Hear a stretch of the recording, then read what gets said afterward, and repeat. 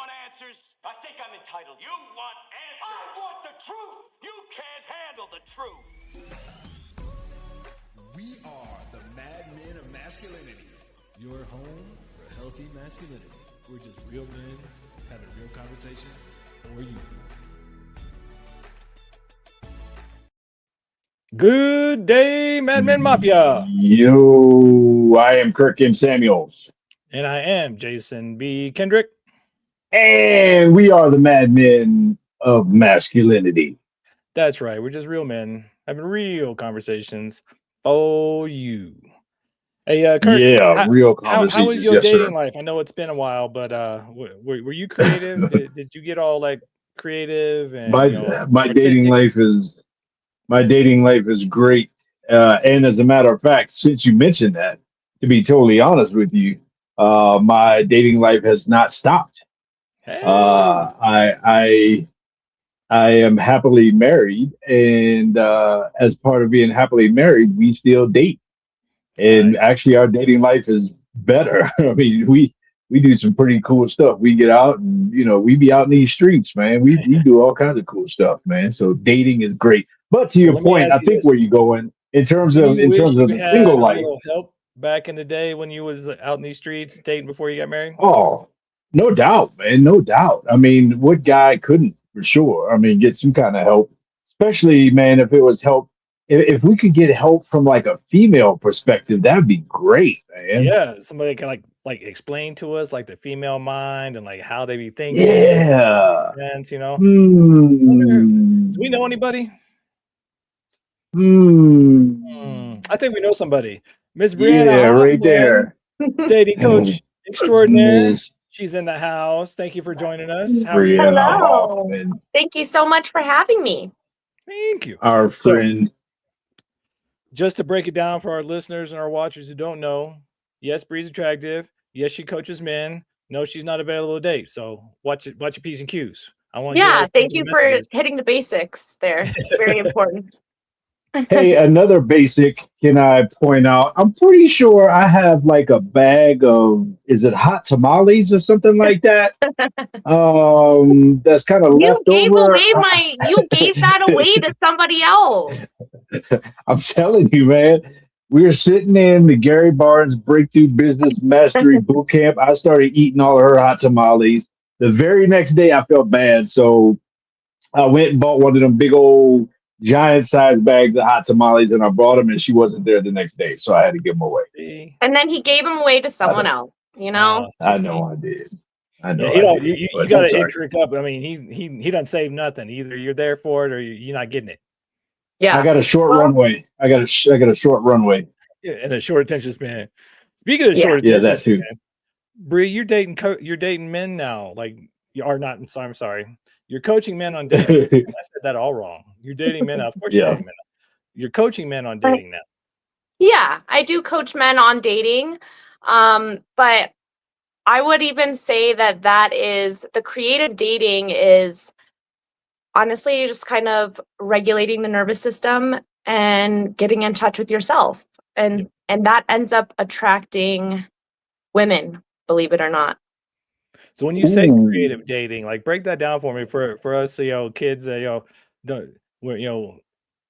we were in elementary school, like I don't understand what you're saying. Like break it down to me like kindergarten style. When you say creative dating, what do you mean? Yeah, so I really focus on nervous system regulation and not just as like do these crazy myriad of things. Like I give my clients very explicit tools on what you're exactly regulating. And then that works with the attraction. So a regulated nervous system is attractive to women.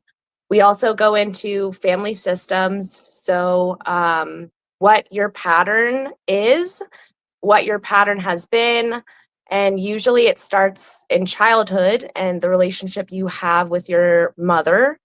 So that's one of the avenues we go down. And then also I talk about polarity and creating tension and friction, because a lot of the men that come to me are amazing, like kind, genuine, men who are just exhausted, and they're like, I'm so confused because I don't want to be like those other assholes. I'm trying to be nice. I'm trying to change the way that masculinity has been thought of. And I appreciate all of that. We just also don't want to filter out the tension and the friction, because that's part of the attraction when it comes to women, especially in the first few interactions. You're going to want to stay a little bit spicy. Mm. So you're not specifically talking about, and Jason, you're probably right down 513. You're not specifically talking about like a check off scratch list of stuff to do around town. You're talking about how to be a good date, as opposed to just, oh, here's a bunch of funny, cute stuff to do around town. Right, exactly. Mhm. I don't typically help with finding a date. What I help with is you embodying confidence and wearing and being proud to be a man, and letting that speak for itself, and also an individual. So not just about being a man, but about who you are and what kind of person you are. And so yeah, you should go to the places that make you feel alive. You shouldn't go to the clubs or the bars or the, the raves if that's not your place. You can go, there's so many different things I could list right now that men are finding women out in the wild without a dating app, and they're actually bringing in dates because they're in their place where they get to show their spunk and they get to show their confidence and be themselves. So that's kind of what I'm trying to stir up in my clients. A lot of my clients have been isolated and they have some social anxiety. And so it's just like, yeah, well, then don't go to those super crowded, chaotic places. Go to the places that allow you to be yourself. Got it. So yeah, so when I say dating coach, it's not about you're not helping them find a lady or sending them out on dates. It's like you're helping them find themselves so that they can find the right lady. Exactly. And I think that is really important right now. I just watched the Manosphere documentary, and there's a lot of bad publicity for men right now. And I don't like it, because I see a lot of men, at least that are coming to me, kind of hanging their head down low about being a man. And so I'm trying to get rid of that and drop that, because we need healthy, confident men who are proud to be men, because just like you guys, that's what's going to help make the most change. And that's what's going to keep women and children in the world a more peaceful place. Mm. There's a quiet tension in, especially from single manhood, a quiet tension, especially in the dating world of I don't want to of walking a fine line of I don't want to be a bad man, but I also really don't want to be a nice guy. Yeah. In terms of, nice guy, to me, a nice guy is the worst kind of bad man. But walking that tension of, not, I guess, not being either. What you really find, to your point, is, that middle ground, that safe space in between those two is just being yourself. And most guys are not bad guys. Most guys are not bad men. We all have ups and downs. We all have we all have junk in our trunk to a degree, but at the same time, most guys are good guys, decent guys. And so, Yeah. To your point of being you, man, that's, being you is that middle ground. But a lot of guys, and especially in the singles realm and dating, it's just hard walking that tightrope of not being one and not being the other, and finding that middle space. Right. And I really do, when I notice a man is trying to be like strategically nice, the reason why that doesn't go well is because women will pick up that strategy. It's hard to understand, but women will pick that up. And what's even more important about that is that not the bad women, but the unhealthy women will pick it up as well, and they'll pounce right on that. Yeah. So you really have to, the way that the antidote for this, instead of learning how to be like a little bit more, how to hold your boundaries, or how to more strategy on top of more strategy on top of more strategy. And the way out of that is to truly like bond with yourself on such a level that you just cannot tolerate mistreatment, and you're okay with speaking your mind. So if you don't agree with what she's saying, naturally you will make that known without being an asshole, but like, no, that's not right. This is what creates natural tension between two humans. When you try to remove every part of disagreement or every boundary that doesn't make it, and you're trying to make the interaction super comfy and super safe, that's not real. And so to access that real flavor, you just have to really know yourself on such a level. So in the beginning, sometimes I even do, like, I prescribe mirror time and talking to yourself in the mirror, and like really getting in touch. Jason and I talked about this with your inner child, printing out a picture of your inner child, and then making sure that he gets to have a voice, and he gets to not do things he doesn't want to do. He gets to say no. He gets to, make a joke that might not be that funny. Like, who cares? Like, just be yourself. We want the little boy and the little girl on the playground to be meeting each other. We don't want these programmed adults to be meeting each other. So we're just going to try to get really, really deeply in touch with ourselves. And that helps remove the strategy behind being nice. Yeah, that's one of the things we advocate to talk about quite a bit is, nice guy syndrome is something a lot of guys have dealt with. And that's where that strategic and fake nice comes from, because you're not being authentic, because you don't want to rock the boat. You don't want to be yourself. And we really advocate for gentlemen to get their foundation and really love themselves, because that self-love, that self-confidence, that self-respect will generate and attract the woman that they want, and it'll be more of a match to them. But this whole being nice or being strategic or going a plan or doing the whole game thing and trying to be a pickup artist, you may have temporary success, but it's not long lasting, because it's not based on a foundation of who you are and who you're being. And so it really comes back to that self-love, self-awareness, self-respect. And we tell a lot of guys, ladies have been doing it for a long time, talk about they're the prize. Well, you got to be the prize too. We need to have two prizes here. That's so the true. The prize and the men are the prize. Yeah, you want to be able to choose. So like, don't go into a date thinking I need to convince her that I'm safe or that I'm good. Go into the date truly being like, is this who I want in my life, or is it not? And that alone that alone will naturally create a little bit of this like playful friction that I'm talking about. Well, speaking of playful friction, we're going to have ourselves a playful little break, because we are the Mad Men of Masculinity. You're listening to Brianna Hofmann, and this is KLDC. We'll be right back. Nice. Let me close my standby. Where'd you go? Look at he's just running away. You've got such a chair. Thank you. My phone I got sun coming right in the window. My phone's been sitting in the sun. I just realized it, and I got a little notice saying that it's too hot, overheating, trying to cool down. Okay. It's on fire. All right, Bree, we got 2 bleeps, so try to say a-hole next time. Oh, did I say a-hole? Well, you said asshole twice, but Oh my gosh, really? I am so bad. I am so bad. I have to tell my kids, like, remember not to say these things at school. Well, that's all right. We got our Tanner will bleep it out, but this is how we keep it real. Yeah.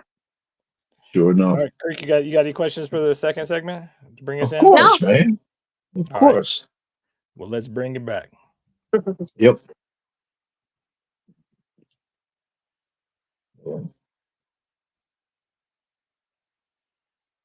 And we're back. We are back, Mad Men of Masculinity, KLDC 1220 AM in the Mile High City, on the interwebs, everywhere, Facebook, YouTube, all the Everywhere. things, doing our dang things, such and such.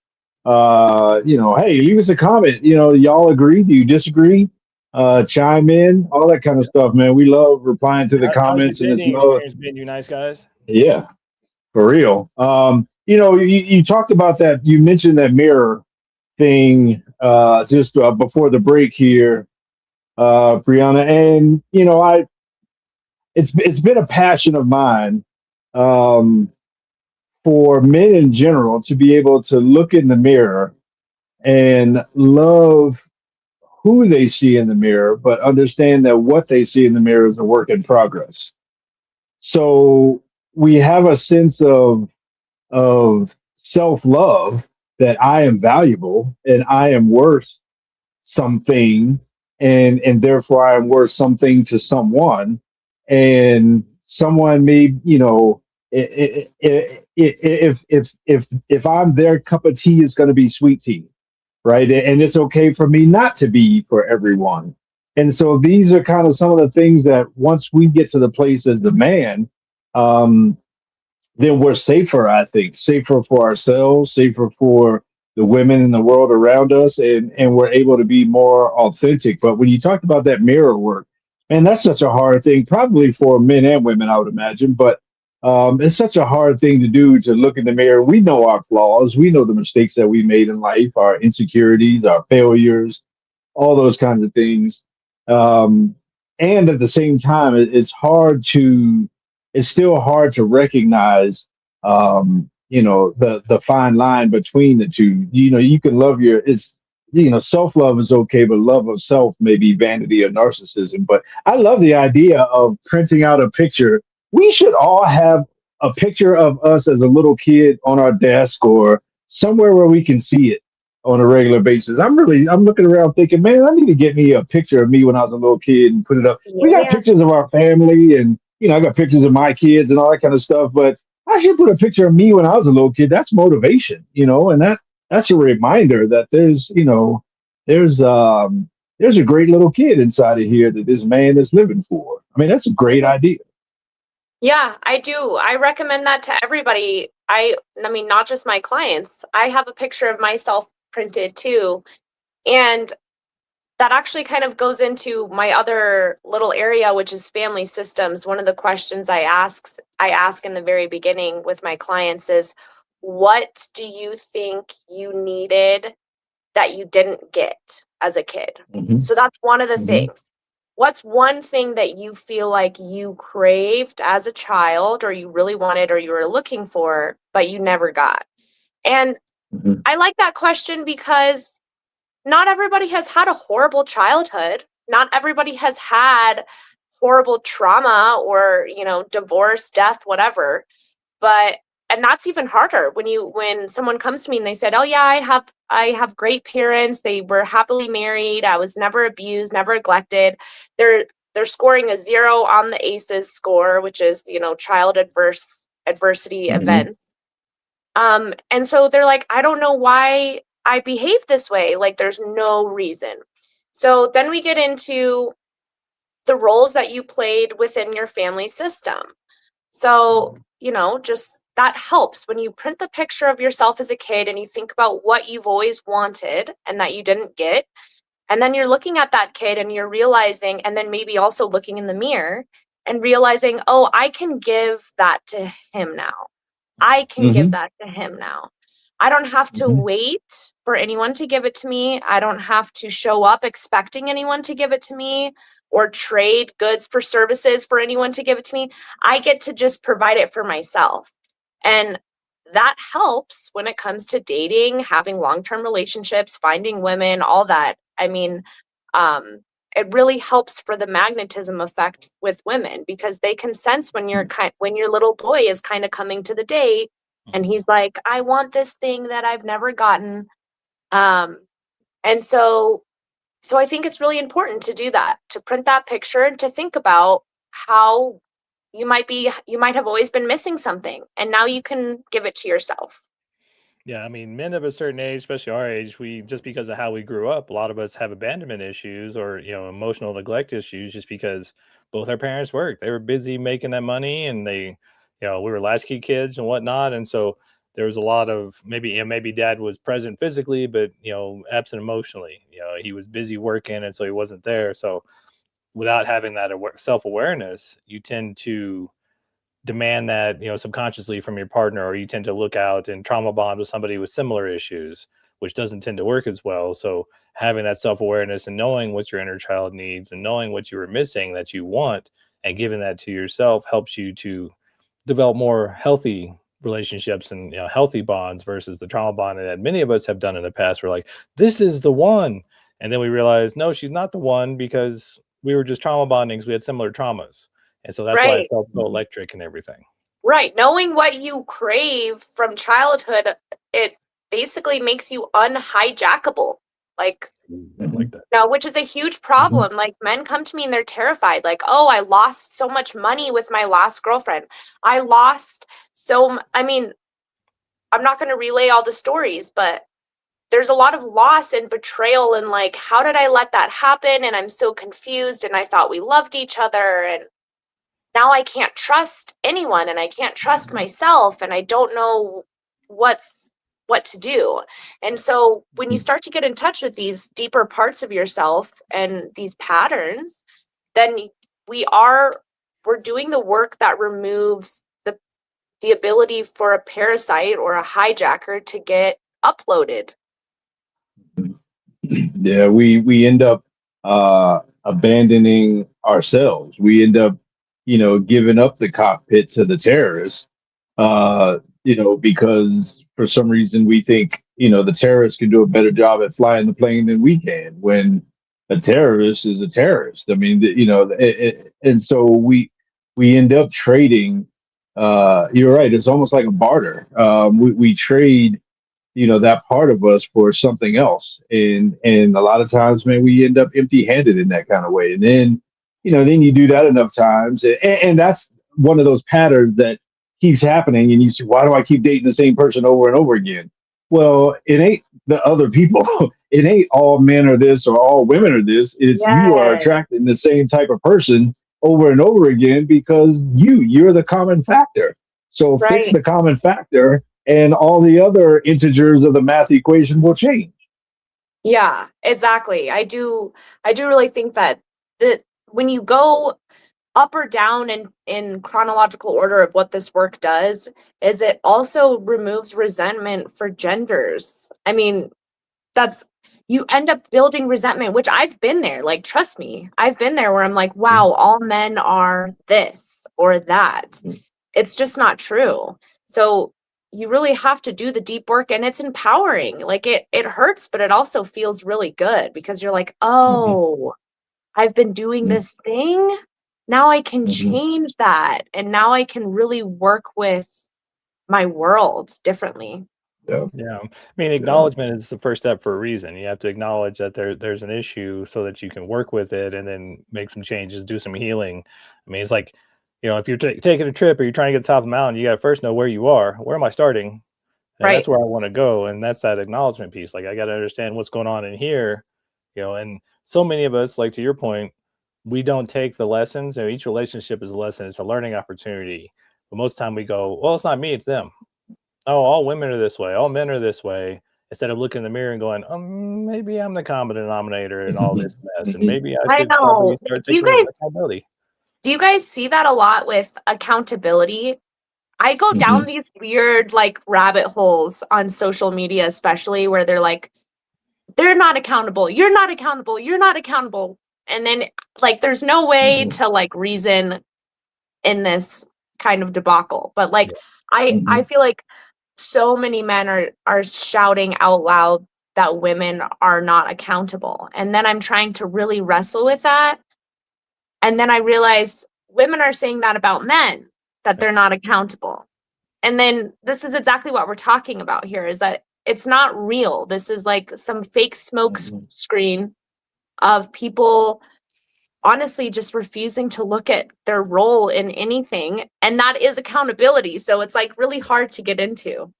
Well, and it goes Mhm. both ways. I mean, both sides, if you're not being accountable to yourself, you're not looking in the mirror, if you're not taking accountability of your own actions and thoughts, you're going to attract somebody else not taking accountability. Then you just play the blame game. You play Yeah. the victim triangle, victim abuser, rescuer. You do this whole thing until that point comes where you take accountability. You say, this is me, this is my stuff. And what's really interesting is when you do take accountability, you can see very quickly somebody who doesn't take accountability and you don't let them in the door. But that nice guy syndrome, I mean, I went through this in some past relationships. Nice guys are narcissists candy. Like, they love nice guys because they're always about, oh, let me do everything for you. And there's no accountability, or they're not holding the other person accountable. So they're free to do whatever they want to do.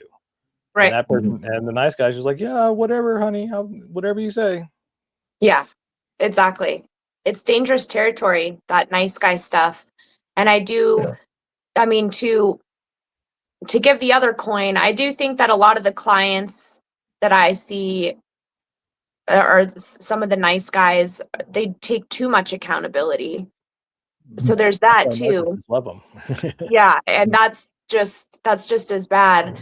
When you have a man coming to you saying, well, I'm even lucky if any woman encounters me at all and doesn't pepper spray me because men are so horrible. Then you're tiptoeing into some territory where you're just, like I said, there's too much shame here. Not only are you not going to be able to find a partner with that's not my concern. My concern is you should find your life valuable and you should find your masculinity valuable. Right now should be the time where good men stand tall, and they should be taking up space, and they should be booming their loud voices, because the whole like, oh no, men are disgusting, I'm going to take accountability for all men ever. It's like, that's not working. That's not good. Yeah, well, speaking of it's not at all. We're going to space ourselves our next break. We're the Mad Men of Masculinity. This is KLDC, and we'll be right back.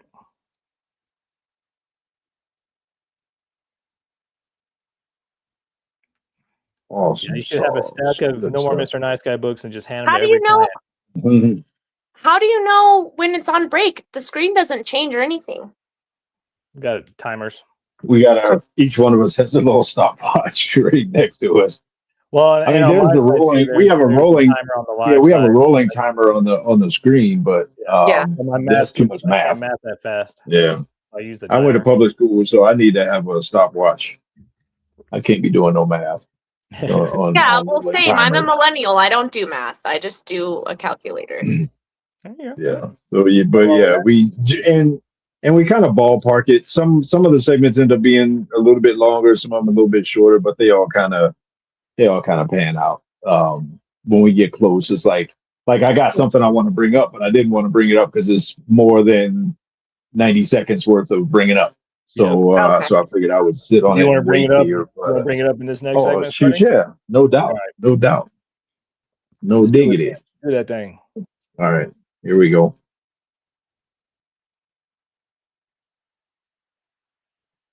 Your boys are back. Well, we say your boys are Mad Men of Masculinity, but we kind of got, a homegirl.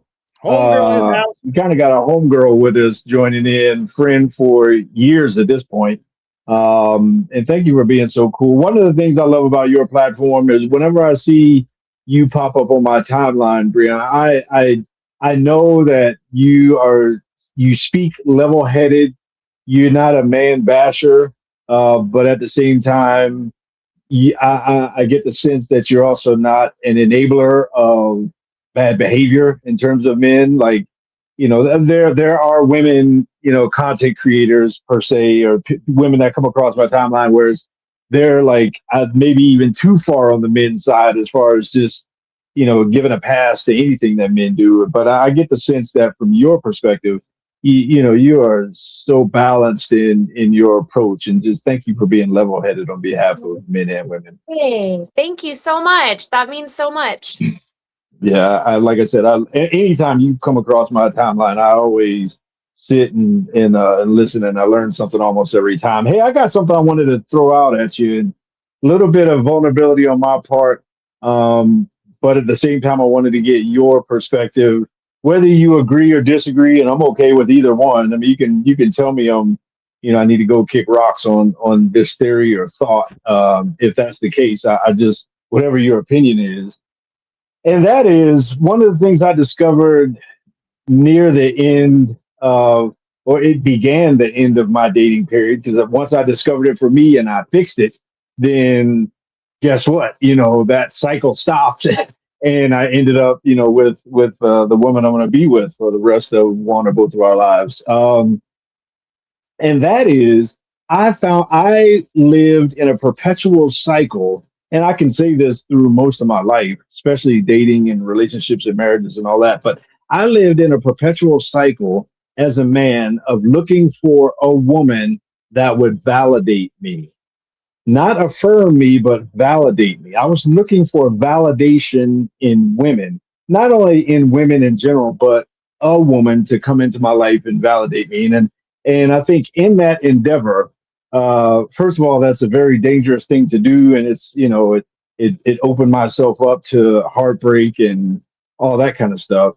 But at the same time, I realized that you know, oh, that a man should never look for validation in a woman, because it takes a man to make a man. And if I'm looking for identity, I can't look for that in a woman. I have to get around a circle of healthy men, develop my masculinity, my masculine identity, and then bring that or offer that in a relationship to a woman. So my question to you is, do you notice in your work with men any sort of common theme of us as good men looking for not affirmation but validation from women, or not, or maybe that was just me? Yeah, I do. And I like that you said it takes a man to make a man, and and another way to look at it is that just as an individual, it takes you to know you and to be comfortable with you. Women have similar patterns as well, where they're looking for men for validation. Obviously, we know about this. Um, I see it a lot, and I don't hit it straight on because, to be honest, this is a pattern that started most often with your mother.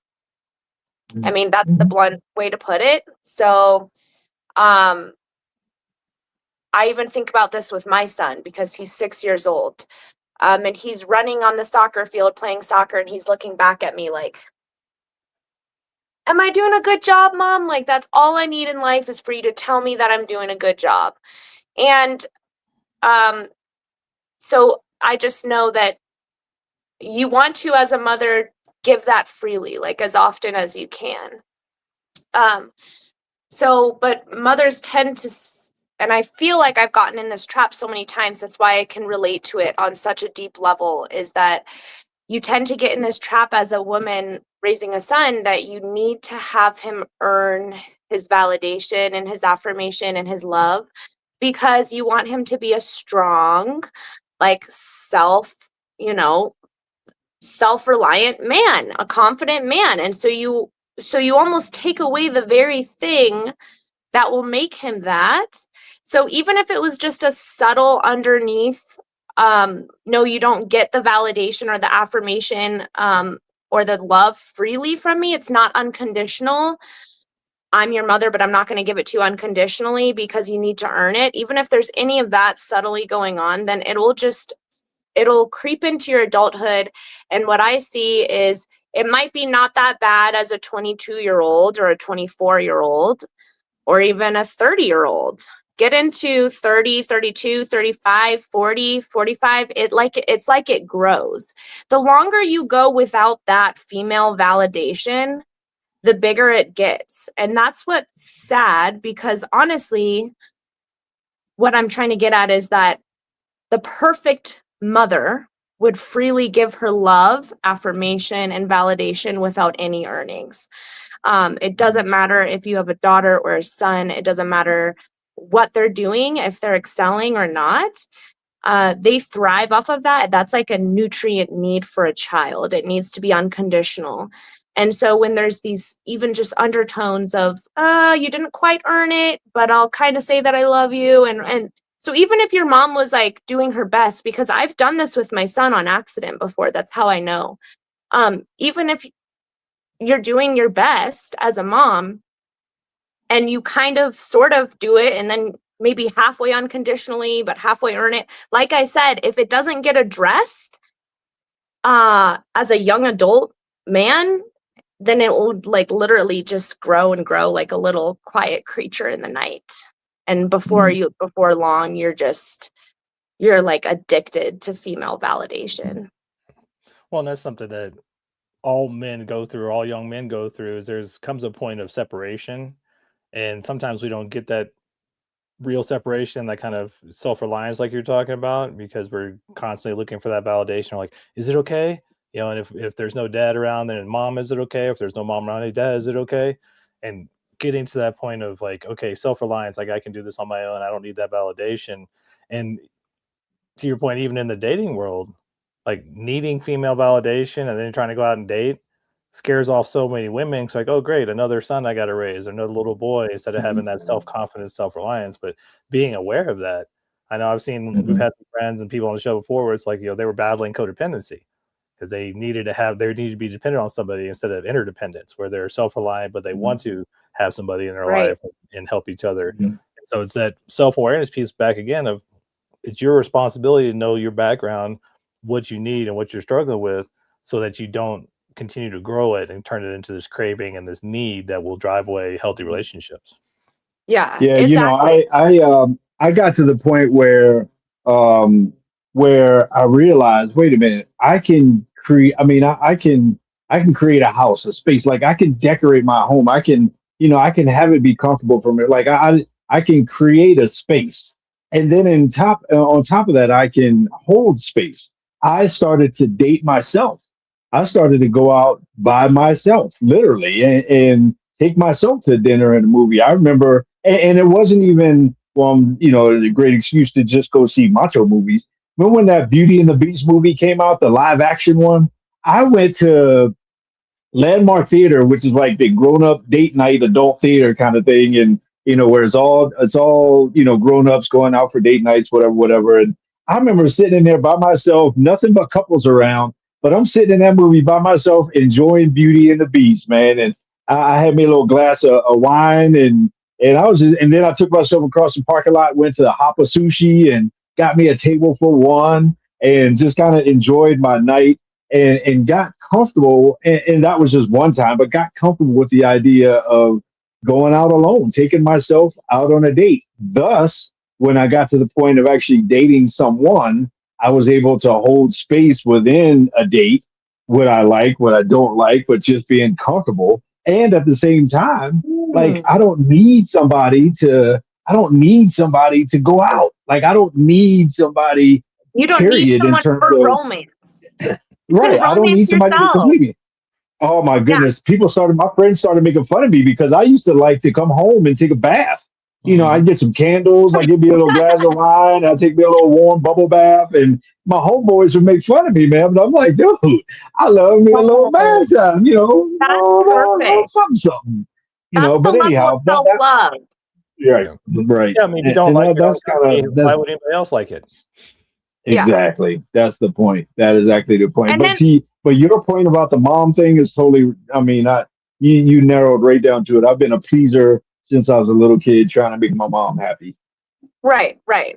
And women do this too. I talk about this in my sessions because I like people to have perspective. So like when you meet a woman who really, really wants to, she's like so done up with her hair and her makeup and her fragrances, and she wants you to tell her that, and she gets upset when you don't, and she wants you to hold the door, and she gets upset when you don't, and this is the female version of that, and it was created with her dad, and that's sad. It's not something to be mean about. It's sad. So whether you have a man or a woman in front of you who needs validation, or who needs anything, who's craving anything from the person sitting across from them, it ends up being like I'm so sorry, but I can't be in this here with you because you're not, and you can't explain it because you know that they wouldn't understand. So like you have to, that's what women are starting to feel, I think. And I'm not saying all women, I know there's tons of unhealthy women, but when it comes to my friends in my circle and we're dating in Denver, they like know instantly when they sit down with a man and how he's, and they're like, no, he's still processing this thing, or, you know, it was just a feeling that he's insecure or whatever. And it's like, that's why it's so hard, because it's like women are way more, the healthy women are a little bit more intuitive and like energy feeling than they used to. I think it used to be easier to be strategic, but now it's like you're dating the energy. Nervous systems are dating nervous systems. The people aren't dating the people. So that's what you have. That's why I start with regulation and like make sure they know they have daily regulation practices, because that's what I tell them. Nervous systems date nervous systems. So like the woman will know right away. And if she doesn't know, it's because she's not regulated. Yeah, if you're not regulated, then instead of having a relationship, you have a feeding frenzy. You're just feeding off each other, and that's not balanced. It's not foundational. And speaking of feeding time, it's time for us to take our last break. Time to eat. Time to eat. Mad Men of Masculinity, KLDC, and we'll be right back. That was a good one. Yeah, that was good stuff. I'm telling you, I mean, that was a huge eye opener for me.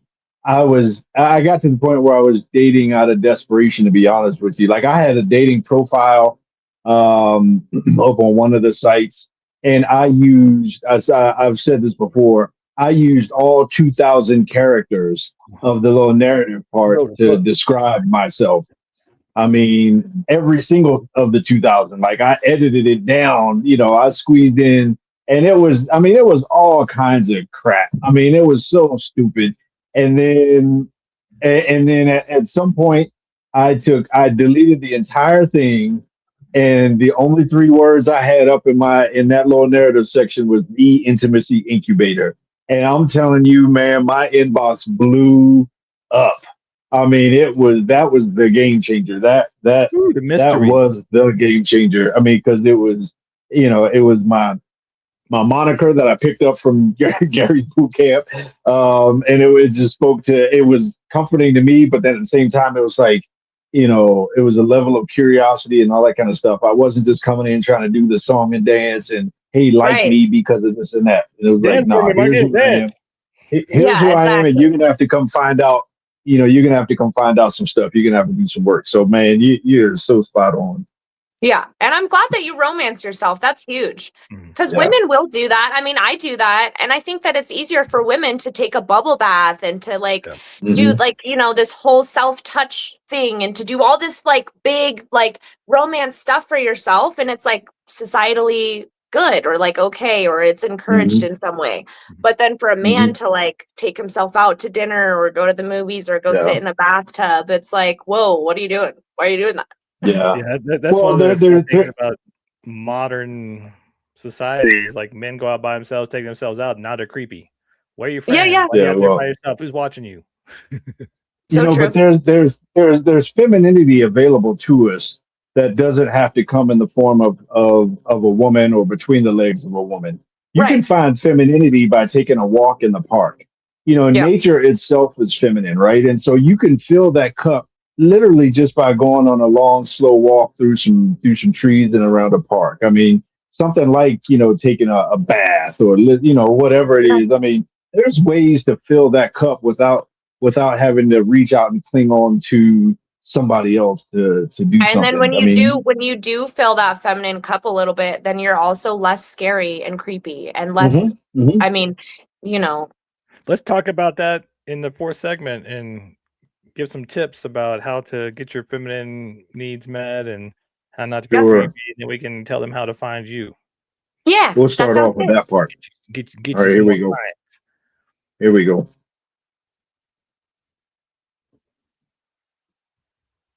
It is fourth quarter time. Fourth quarter. It is fourth quarter Heads on time offense. here, coming around the home stretch. Ladies and gentlemen, please buckle your seatbelts and put your seats in an upright and locked position. Please store your tray tables, and the cabin crew will be coming through to collect all of your last bits of trash. We are approaching final approach here on Denver International Airport. Hopefully, there's nobody walking on the runway when we go try to land this thing. Thank you, I'm Captain sorry. Sorry about that. I took that way too far. On that one. Too far. I got that problem in a lot of ways. Too far. But first of all, before we get to the very, very end here, Brianna, how can folks get a hold of you if they want to reach out and touch, get a hold of you, or find out more about who you are and what you do? Yeah, it's really simple. You go to my Instagram and you just, you can click on the link right in my bio to fill out an application to work with me. So it's pretty simple. What's your Instagram? My handle is at brihoffman.coaching. So, and that's BRI, right? Not BR. Website? Yep. BRIHOFMANN. I can comment that on this too, just so that people can find it easier. Yeah, we'll put it in the comments and the notes and all that kind of good stuff. Again, I mean, you're on the team, you're in the squad, you're family. We appreciate you and who you are. During the break here, sometimes we have some of the best conversations when we're kind of taking the radio break there. We still stream live on YouTube and Facebook during that. So, but during that time period, we were talking about, since the context of this conversation is about men being better dates. So they can have better dates, and having better dates ideally would lead to, developing better relationships. One of the things that we were talking about was how a man can tap into, his feminine needs without necessarily trying to tap into her, whoever she is. Yes. Jason is just shaking his head. See, I'm almost there. See, I'm about to run. I'm about to walk on the active runway. Yeah, no, I know where you're going with this, Kirk, and I do think that we started talking about that because I said I'm glad that you romance yourself. You go on dates, you take baths, and women are kind of encouraged to do some of this self-care, romancing themselves, but it's kind of not encouraged for men as much. But what I was saying is that when a man is able to do some of these more feminine practices, then he is able, that is regulation, and it makes you less creepy, right? It makes you less like devouring. Like women tend to feel like a fox looking down a loaded barrel gun sometimes, right? That's just how it feels. So, part of that being safe, instead of just pretending to be safe or wanting to be safe or saying that you're safe, is being in touch with the feminine, which is also kind of the right side of the brain. We all have both sides. The right side is for creativity, expression, and body work. So how do we get in touch with our feminine? Just like Kirk said on the break, is he said sometimes just going on a walk in nature. Getting in touch with the earth is super feminine, and it helps you fill that feminine need, that feminine cup. There's so many beautiful things you can get in touch with, whether that's snorkeling or hiking or even just going on a little walk. Walking barefoot, like slowly through grass, is sensual. Like it just is. I can't explain it. So doing those type of things. I also encourage men to do body work. So, and I'm not just saying going to the gym. I'm talking about sitting down and feeling your body, doing body scans. So starting at the toes and just slowly taking deep breaths and working up and feeling the sensation of being alive inside your body. And self-touch. It doesn't have to be sexual self-touch. It just has to be like, what does it feel like when my collarbone is touched? What does it feel like when my jawline, or, oh, I love it when women scratch my beard. Then do that to yourself sometimes. And that helps. Anything where you feel like I'm able to just relax my tension, go with the flow a little bit, slow down. The act of slowing down is feminine. Yeah. And it's not because women are lazy. It's because we have to slow down sometimes because we have periods and we have babies and we have all these things that require us to not always have a strict schedule or to be productive. Yeah. You can't always be productive, and same with men. So just when you make your bed in the morning, make it slowly and do that extra little like, oh yeah, bed, you're good. I love you. I'll see you at the end of the day. Instead of just do, coffee, drive, listen to my podcast, go to the gym, like just relax a little bit. Just feeling that is feminine, and just relax into your body. Be a little bit more present. Yeah. Putting yourself in the position to receive, Yeah. That's a putting good way yourself in the position to receive, to have your cup be filled, is a great way to get in that kind of space. And like I said, for me, back when I was single, and even sometimes today, there's a bath. Going to get a face shave, like at a salon or a barbershop or something like that. I mean, it is very intimate to have somebody actually, do a straight razor on your face. I mean, all those kinds of things in nature, just taking a walk. I remember, one of the most profound experiences I had with myself, or by myself, I guess, was just a walk around Watch Park one time. I mean, just listening to nature and just receiving, but being able to just do that, all of those things, man, it fills your cup. And then when a woman shows up and she doesn't match that feminine energy, man, it lights your alarms. It sends all of your alarms on the dashboard, flashing that. Wait a minute. She doesn't fill my cup. She's not the feminine that I'm looking for. And so, I'm sorry, but that's not it.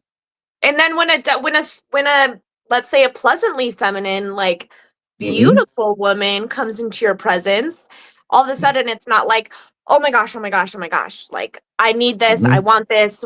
You have all these things going off in your brain. Like, how do I get this? It's more just like respect. Like, it's nice to see you. It's nice to meet you. Yeah, that's the whole point of this whole segment, is that you've got to learn to fill your cup and love yourself so that you're not needy. Because so many people out in the dating world today are vampires and don't know it. They're trying to suck somebody dry because they need this thing. And they, instead of coming at them, like Kirk says, with your cup full, like, I'm good on my own. What can you add? Hey, let me give you some of what I have. We can share, whatnot. But this whole neediness and, feeding off each other doesn't lead to a healthy relationship. Yeah. And I do, I do think that, just like you said, people are they're becoming more leechy or succubusy on getting, or I guess a good way to put it is outsourcing all of their things.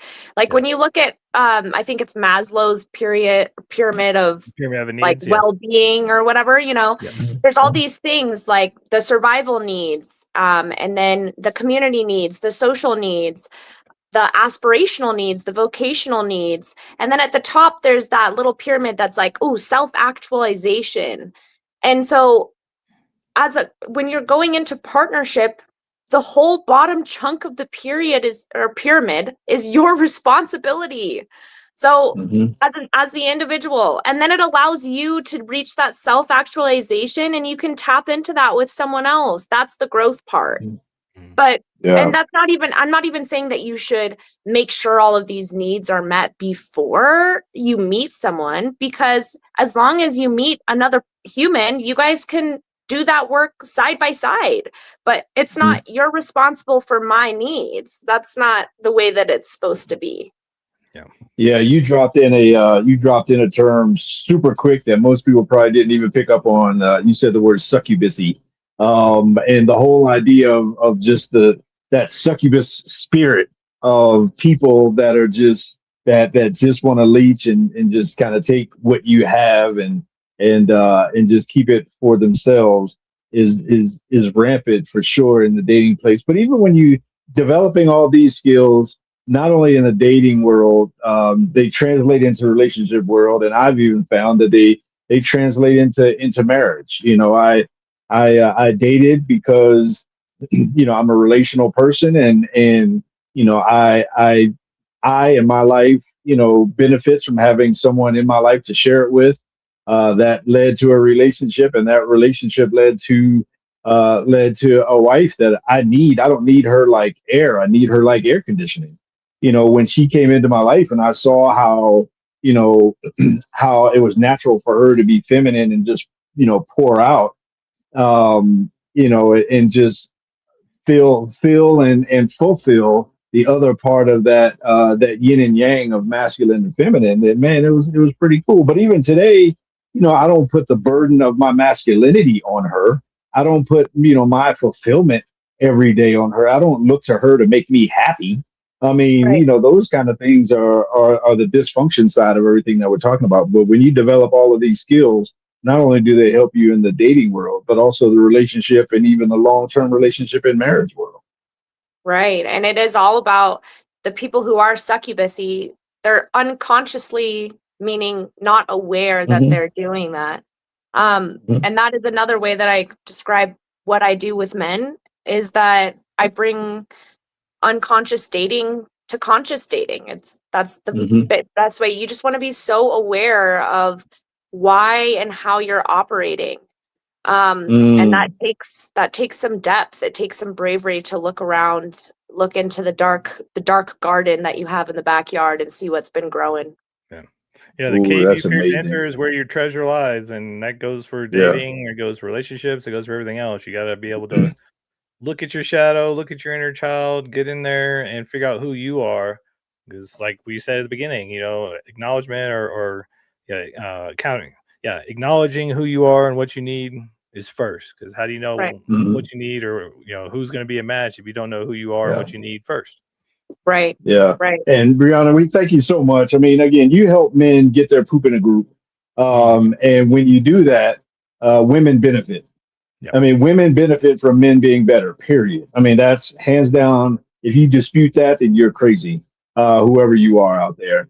So the work that you do is beneficial, again, not only to women, to men, but to women and to children as well. So thank you for everything you do. And so super quick, again, how can folks get a hold of you one last time? They go to my Instagram. So my handle is briehoffman.coaching. And you're just gonna click on the link in my bio if you want to apply. You can also just direct message me and get the conversation started that way as well.